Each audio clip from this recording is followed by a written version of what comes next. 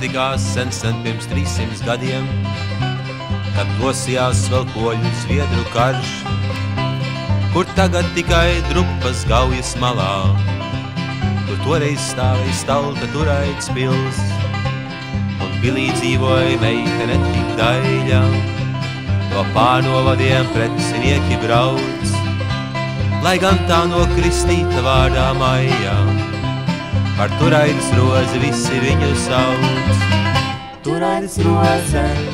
Turaidas roze, bija skaistākā visā vidzemē. Turaidas roze, bija skaistākā visā vidzemē. Ap meķeļiem tai noliktas bija kāzas, ar dārznieku, kas pilī strādāja. Tie vakaros gar gaujas malu gāja, un sapņojam par laimi, kas tos gaida. Bet maiju iekārojas bija virsnieks, kāds poļu karas spēka dezertieris. Viņš sekoja tai atklāti gan slepus, un svērēja, ka tā tam piederēs. Ei, paņa Maija, tu būsi moja, moja, moja, moja. Ei,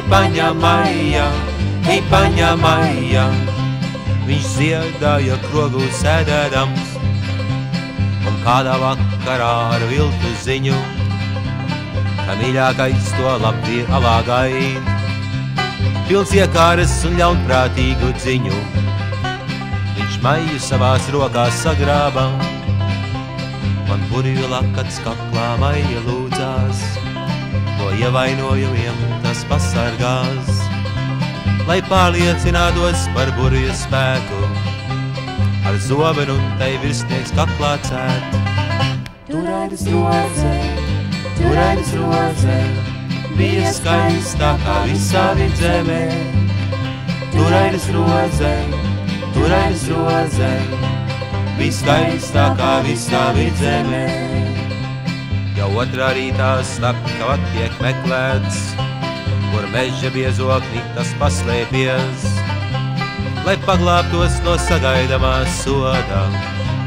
Viņš savā zobens siksnā pakāries, bet Maija guldījās zem kuklas liepas, tās daudz žugurī sargājot to sēdz.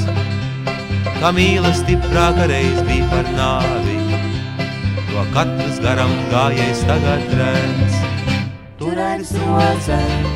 Turaidas roze, bija skaistākā visā vidzemē. Turaidas roze, tu biji viskaistākā visā